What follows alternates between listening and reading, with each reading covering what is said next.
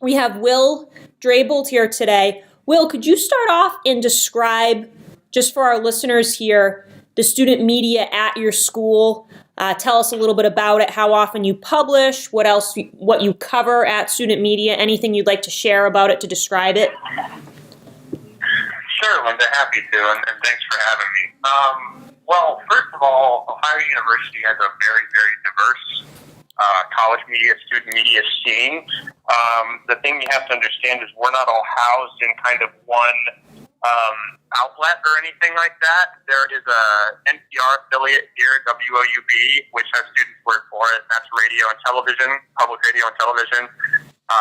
They have a website. There's our 100-plus-year-old student newspaper, The Post, which publishes daily. It'll be once a week, print next year, and then also has a website. And then there are several print magazines, online news websites, kind of niche publications. Students start stuff, frankly, all the time here. I'd say we have at least a dozen or more thriving student publications that all have their own business model and different ways that they kind of survive. And then, frankly, we all kind of compete with each other, which I think is really healthy because it keeps us all really pushing ahead.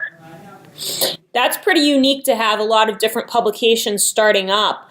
Is there an entrepreneurial class or course that students sign up where they can start a new publication, or how does that work? Yeah, that's a really good question.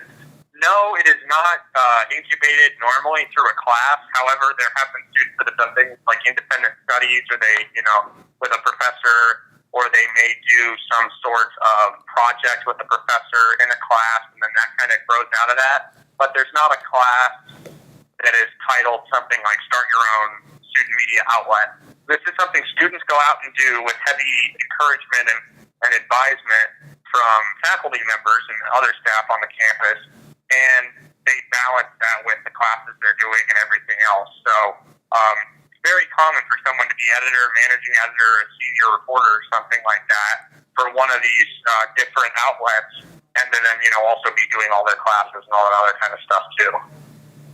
Neat. Now, can you tell us some examples of some of these different outlets that might have been started in the last year or two? Just some examples. Yeah, so there's some that have now actually been around for several years, which is really interesting because obviously every 4 years, the original student or whatever is gone, and normally these are started by people in their junior or senior year, so they might only see it for a year or two, and other people actually pick it up. Cool. There's a new print publication that also is online called Bengal Magazine, and they do a lot of arts and culture reporting. And they are just, I believe, a couple years old, and they have both a website and print. They're completely student-run. There's another magazine called Jettison, and they publish online, and they have kind of a little bit of an activist kind of bent. They aren't necessarily straight news or culture reporting. There's a site that's now several years old, maybe like 6 or 7, called The New Political, which just talks completely about local, state, and national politics. It's all student-covered, produced. They do a lot of short, snappy video, for example. And then, the Post changes frequently, even though it's the student newspaper. It's where I've been involved for 4+ years. It changes frequently because it looks at all these other competitors on campus and says, this is how we need to adapt, or this is something cool we can bring to the scene. So it's definitely not a musty old print publication with not much of a digital presence or anything like that. Neat. Okay. Those are some really interesting outlets. And I know you had mentioned that the different outlets compete with each other. Now, is that competing for talent, for writing, for editorial? Is that competing for local advertising dollars, or can you describe that a little bit? Yeah, it's definitely both. I mean, I don't have any hard numbers I can just say off the top of my head, but I believe it's definitely both. So in terms of money, there's pots of money from the university, right? There's different departments, colleges, student programming that all want to advertise and promote their events and what they're doing and all of those kinds of things. So that money gets divvied up, obviously, by the different publications. And then you also absolutely have a competition among local business advertising dollars. This is not really a big town. There's more college students and people affiliated to the university here by far than there are actual permanent residents of Athens. So that really puts us in this unique place where there's all these small publications that are, fighting for revenue. And then beyond that, there's definitely a competition for editorial, competition for photographers, for designers, for all those kinds of things. People getting posts one outlet or the other, and I don't mind telling you any of this because it's not really. It's all well known, and the students all kind of understand that that's what they sign up for when they come here. But it's one of the really beautiful things about this campus is just the diversity of those outlets. Really prepares people for the real world. People might do a few internships while they're here as a student, and then if they work at one of these student publications for 3 or 4 years, they absolutely hit the ground running when they graduate. Because they had a very real, living, breathing experience of running a media outlet while they were a student. Great. No, that's again very unique to see a university encourage all those different media outlets and have that's really the best way to develop talent, to have that competition. If anything, you see a lot of universities, and this will almost shrinking down the number of outlets instead of trying to expand them or maintain them, which is pretty neat. So thank you for sharing that. That's great. Could you, before we get to some of these other questions, just share a little bit about yourself and your role at Student Media this year, your title and what you've specifically been working on? Yeah, no, happy to.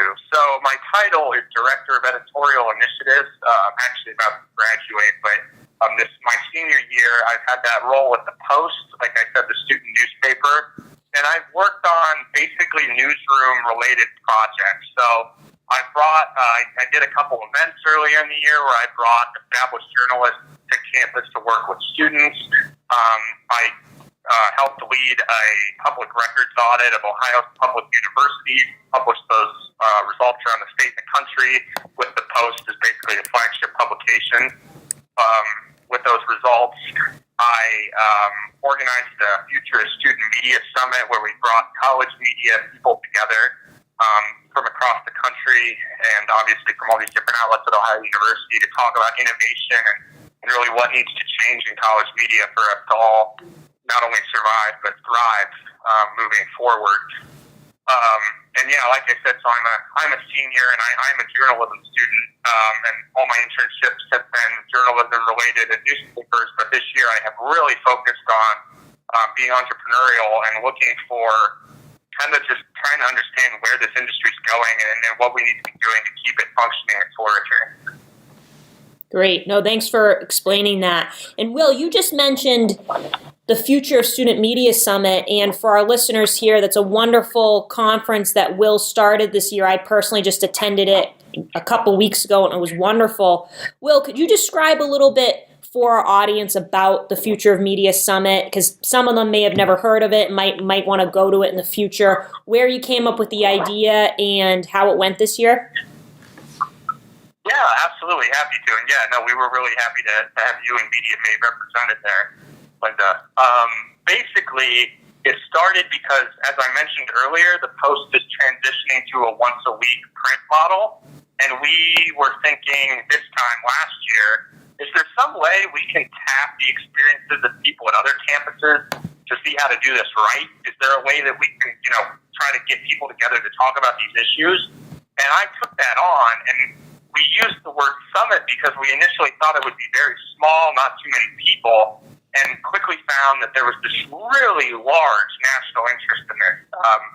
We had 20 to 30 speakers. We had more than 100 people, 120 people come from out of town, and then several dozen people at Ohio University here milling around at the event. So it was great, and we're really looking forward to how that could grow going forward. Great. So you're definitely planning on doing it again next year then? I would, like I said, I'm graduating. It's up to other people, but there's definitely strong conversations looking at doing it next year, and even expanding it and growing it beyond what it was this year, just because we feel there's such a demand for it. We know there's a lot of people that couldn't make it this year, so we definitely, I think, want to do it again. Whether we will is not 100%, but I think it's a pretty good chance. Great. And anybody listening to this is interested in maybe getting information if you are going to have it next year or if they'd like to go next year, how would you encourage them to find that out? Yeah, no, futureofstudentmedia.com. It's been fairly static for the last week or two since the event actually happened, but it will be updated soon with new information regardless of what we're doing. So I would just check back there within the next few weeks. And anyone in the college media community, we're going to be sure to be sharing with them, links and slideshows and that stuff from the events. And we'll include with that, some information on what's going to be happening next year. So anyone that's signed up to the College Media Association or Associated Collegiate Press email list or anything like that should be getting it. But definitely the futurestudentmedia.com link. Just check that occasionally. You'll be able to find good information. Okay, great. Okay, so no, thanks for sharing about the summit. I think that was a wonderful event. So hopefully somebody still at Ohio or at another school or somebody can carry the torch for the wonderful event that you started and continue something like that in the future. I thought it was, again, a wonderful event.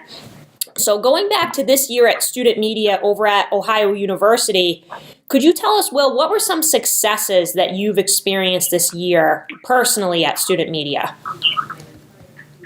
Yeah, well, like I said, I mentioned that audit earlier, and I was really impressed not just with the student journalists on this campus, but with journalists across the state of Ohio. We collaborated at all these different student publications to pull this off, and to simultaneously on the same day, the same morning, ask for the same public records at all these different offices across the state at these universities. And I was really encouraged, like I said, not just by Ohio University, but by seeing all these different students band together and try to solve these similar issues, which was, I think, very similar to how the summit worked. So I was really impressed by just everything I've seen this year in terms of commitment to the future of student media and the value it can add for a community and for a campus. Mm-hmm. I mean, so that is a project that, several years ago, professional journalists would have done or something like that. Professional journalists do still occasionally do those kinds of things. But as their resources dwindle, it becomes harder for people to do those projects. The last audit of public universities in Ohio was about 10 years ago, even longer. And so, we really felt like it was time to check that again. And so that's an example of what students can do if they plan a bit and think things through. The energy and the drive is definitely there, and the need is really great as there have been these cutbacks in professional places. Yeah. Okay, great. And then those are some of the successes you've had. Obviously, a lot of student media have had some challenges this year and in recent history. Could you tell us about some of the any challenges you might have had at student media at Ohio this year and how you handled those? Yeah, no, absolutely. I mean, financial challenges are huge. They continue to be a big problem, and I think a challenge for everyone. Frankly, we saw that at the summit. A lot of people talking about not just, how things are tough, but about, whether they'll be able to survive if they transition to primarily digital and all their audience on their iPhones. How do they make any money? And everyone's asking that at the New York Times and even the regional newspapers and TV stations. But we're really worried about it to the point of, are we going to be around in 10 years on some of these college campuses? I think at Ohio University it's been tough, but the Post and other student media outlets have been able to really pave a way forward. But I do worry about that in some places. And again, I think this is really important that we all kind of band together and share ideas and work on these things, because we shouldn't operate in a vacuum and feel like what is happening on our campus is unique to us, because it's not, and we can learn a lot from each other. That's a great answer. Now, what do you think other universities could do to replicate the environment that you've developed at Ohio University? What are some takeaways that they can do to replicate that? Yeah, well, I mean, I think in terms of all these different publications, universities really need to encourage students to do these kinds of things. I mean, there's no faculty member here that shuts down a student when they come up with an idea.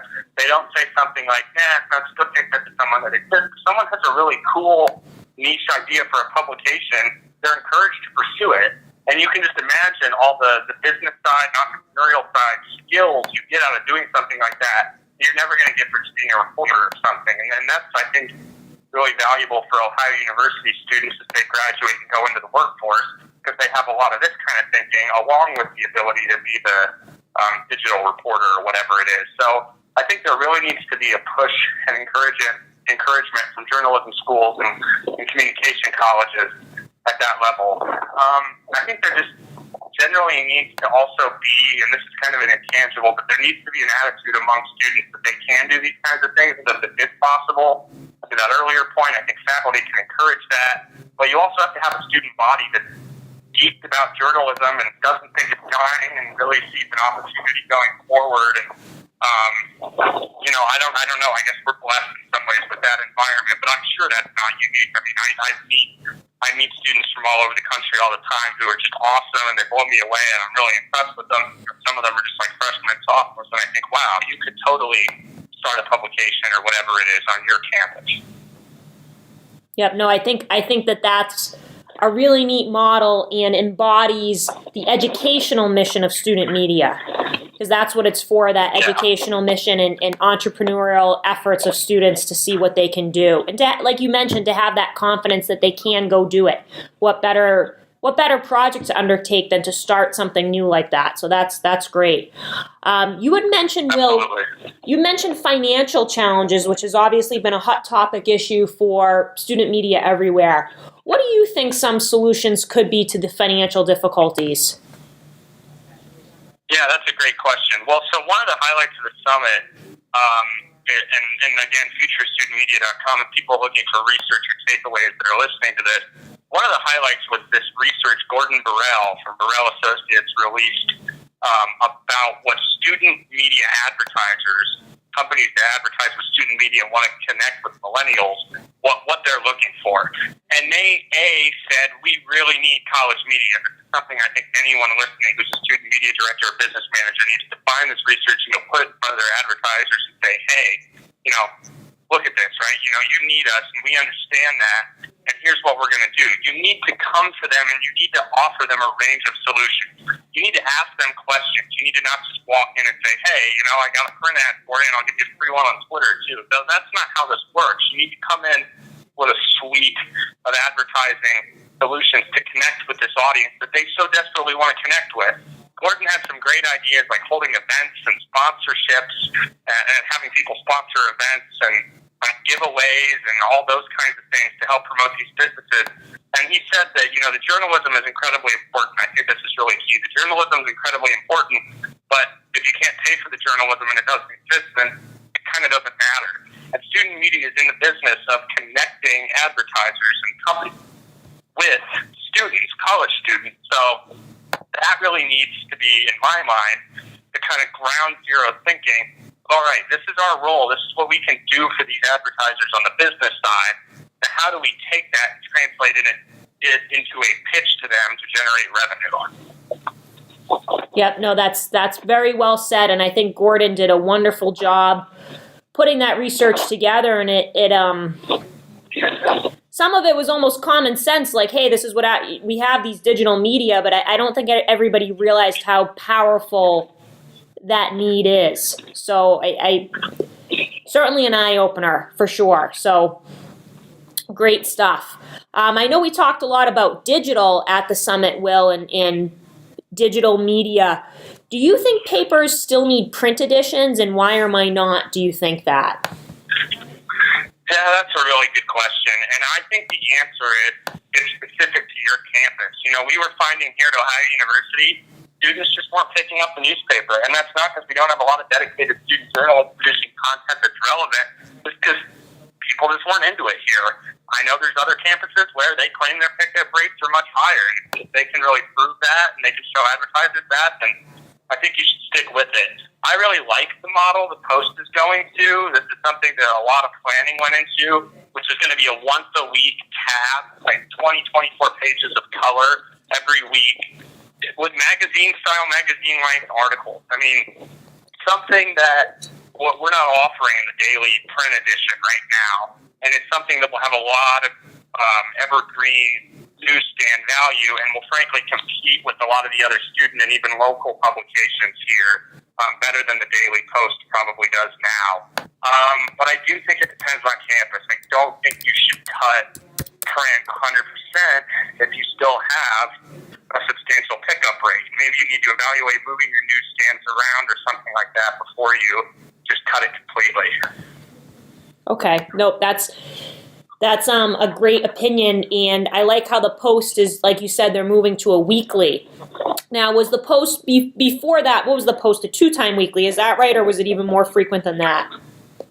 No, yeah, right. Even right now, it's 5 days a week. This is actually today is the last day of the Post being broadsheet, possibly ever, and it has been for more than 100 years. But there was just this general consensus of that's not what our readership wanted anymore. And so next fall, actually tomorrow, is going to be the last paper of the year, but they're going to print it as a tab.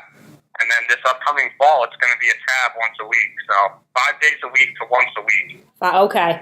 And that decision, you said that was made primarily as how people were consuming media and not a financial decision, or what was the basis for that? It was both. It was definitely both. But it was definitely driven by, how can we be most relevant to our audience? And it was a decision driven by the students too, which is, the other beauty of having an independent student-run publication.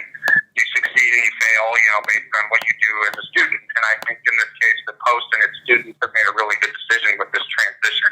And now they just have to execute on it. Now, how did the student staff, how are they handling the transition from going to a daily to a weekly? Is that something is there an emotional attachment to the print edition, or are people embracing the change? I think people are embracing the change. I'll even say from when I was a freshman, there was still a lot of, I want to see my name on the front page or something like that. And then now in my senior year, as we've kind of gotten a better handle on where people are reading and what they're looking at, freshmen and sophomores now are saying, well, hey, how many, unique page views did my story get? Or what's the time on page? Or how many Facebook shares did I get?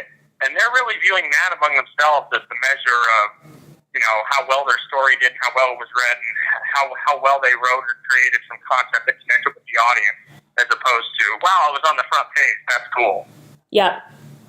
Yep, and that's great. So that students definitely are starting to move away from, hey, I'm just trying to make a portfolio of clips. I want hard copy clips, and I don't want to write something unless it's in the print edition. To, like you just said, looking at metrics to see how their article performed, looking at how many people read them. And that leads me to my next question. How do you think papers should improve readership, whether it's print or digital? What can they do to get more people reading articles and to get more people consistently going back to the paper in whatever format? Well, that's an awesome question. And that really, as you know, was another focus of the summit, was audience engagement. And what does this audience of college students want? And I think we found through some research released there, which, I also encourage people to go to the Future Student Media website to look this up. What we really found there was that there are specific groups on campus that are going to be most likely to engage with this kind of content. So the professor that did this research found members of Greek life, members of student government, people involved with clubs, people involved with organizations. They're all going to be much more likely to read what the college newspaper, the college magazine, that student media publications are putting out.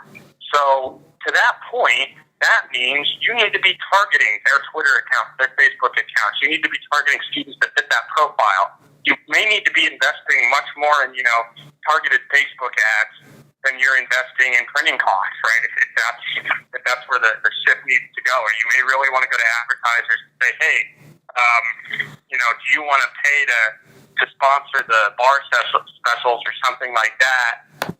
And we'll promote that on Facebook, and you'll pay for it, and that'll drive people to your bar, and it'll also drive people to like our Facebook page, right? Or whatever it is. But interestingly, that was another thing. If people went to bars, they were also more interested in reading student media for whatever reason. So, I would encourage people to look through that research, but also just to think about, okay, what are the audiences that read me or are interested in me? And it's, again, kind of analogous to the professional world.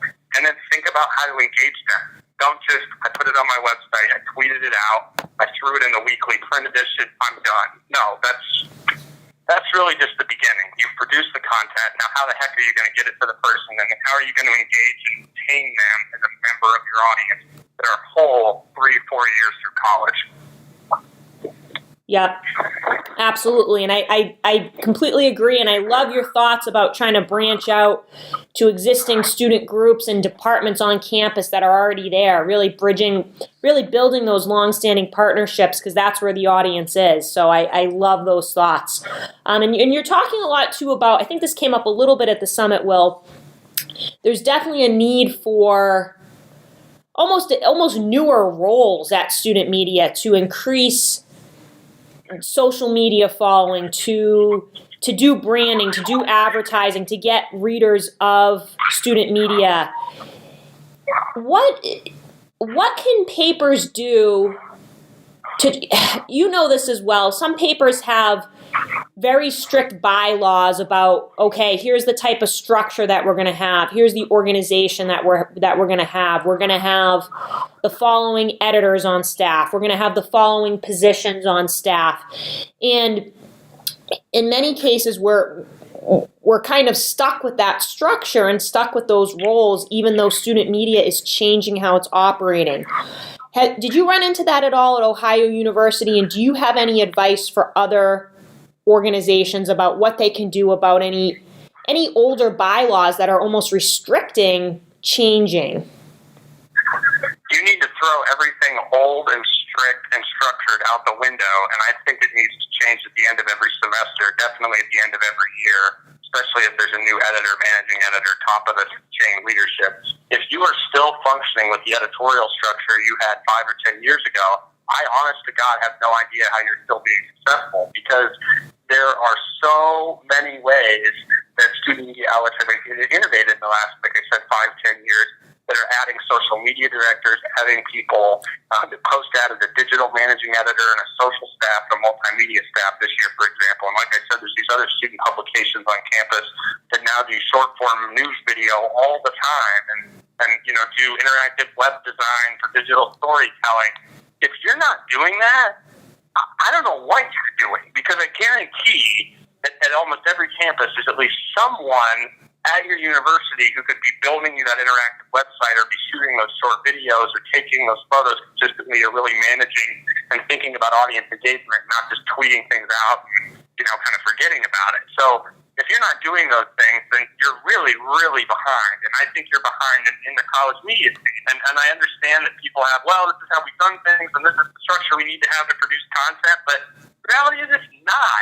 This is student media. We're about experimenting, we're about taking risks, and we're about making mistakes when it doesn't actually hurt us or have any consequences of, at least not normally of massive scale. So I really think that, to your point about institution or bylaws or whatever, I mean, heck, imagine 10, 15 years ago, would anyone have seen the Post then be going to once a week and changing its size and focusing mostly on digital? Well, no. But then again, in 2007 and 2006, did the American newspaper see that the next 2 years they were going to lose all their major forms of advertising in print? No. So, you got to adapt or die. Right. No, that's completely agree. And I think papers are more and more starting to see that and starting to adjust what they have, but there's clearly still changes that have to be made. And thank you so much so far. Well, I just have a couple more questions for you. It's been great. Thank you for sharing. You mentioned that you added just this year some social media staffing. Could you give the rest of the listeners here a quick run through of the staff that you have at the Post, just so they can hear what staff you have on board? Yeah, definitely. And so this really close friend of mine, fellow senior, Sam, became the first digital managing editor at the Post. And under him, he has people who are handling digital design on the website, people who are basically digital producers. They're uploading the stories, making them look good, making them engaging. The social media staff, the people who are scheduling Facebook and Twitter posts, but also really looking at what does well and reacting to that with the homepage, and thinking about search engine optimization when writing headlines. All these things that, quite frankly, have been happening now in professional media for a while, and it blows my mind. I totally hear that, okay, only some newspapers, magazines, other college publications are starting to come around, but oh my God, right? I mean, there's been several years now of, hey, these are things you need to jump on. And I totally get it, that it can be slow to change those institutions. But my message to anyone listening is you gotta let go of the past if you want to survive and you want this to be successful. And you really need to look at, I would even say, quite frankly, what is even a big pie-in-the-sky publication like the New York Times doing successfully? And then can you get a couple people to work for, in this example, a newspaper who can do a little bit of digital design, a little bit of social media? Just try something. Do not just stick with, we publish these stories for print and we put them on the website. I mean, if I say that out loud, we both know how ridiculous that sounds in 2016. Yeah. Yeah, in terms of, and that's definitely something that I think a lot of papers have changed in terms of their content. Could you tell us a little bit about the Post? I know you've obviously got the website, you've got the print edition, and I see that you've got pretty much every social media account that you could have. You have Facebook, LinkedIn, Twitter, YouTube, Pinterest, Instagram. How are you publishing content on all these channels? Is there a separate editor for each? Is there a separate editor for the website and a separate person that manages Pinterest, or a separate person? How does that work? How are you divvying up content that goes on each one of these channels? Yeah, that's a good question. No, I mean everybody writes for both. There's nobody that writes for just the web or anything like that. This year, for example, we launched a daily email newsletter, and there was a guy who did a lot of the writing for that, especially the first several weeks it was going, and it was called Post Haste, and it was basically something that ran on the website and was emailed to people. Didn't really run in print, but that was an example of producing content, just thinking web first. There's a lot of live tweeting, a lot of looking at what the hot event that week or that day is going to be, and then the post covers that uses the hashtag really tries to engage there. A lot of people who follow the main account doing that. And yes, there are people who are editors and who are kind of focused on the digital side, but there are a lot of reporters that interact with that too, and the reporter doesn't just write the story and then expect their editor to do all the promotion and sharing, blah, blah, blah. It's very much a team effort. And so while there's leadership and there's structure in that sense, it's really a team effort of everyone promoting each other's work and their own work and making sure it connects with people. Great. Nope. That I think that's the best way to probably be collaborative instead of. I think the other challenge is we're expanding into all these different social media channels. It can be easy to silo those off, and that that of course can make things slower, less collaborative. So that's just something for papers to look out for. So you've definitely been a figure in connecting different universities, different student media groups together so that they could share their thoughts on what they think the future of student media is. Will, what's your general opinion? Where do you think student media will be in 5 or 10 years?